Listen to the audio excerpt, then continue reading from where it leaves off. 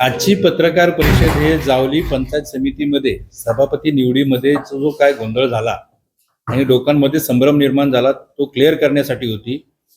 त्याच्यामध्ये शिवसेना आणि जी आघाडी होती ती जनतेच्या भावना आहे, जनतेने जो कल दिलाय आम्हाला या सत्ताधाऱ्यांच्या विरोधात आम्हाला निवडून दिलं त्या जनतेशी आम्ही प्रतारणा करणार नाही म्हणून होती।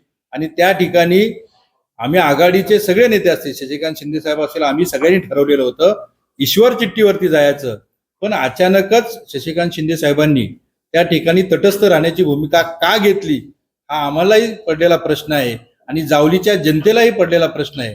त्यामुळं ही जी काल निवड झालेली आहे ती चिठ्ठीवरती ईश्वर चिठ्ठीवरती जाणार होती, ती ईश्वर चिठ्ठीवरती न जाता 3 बीजेपी आणि 2 शिवसेना आणि 1 तटस्थ अशी झालेली आहे।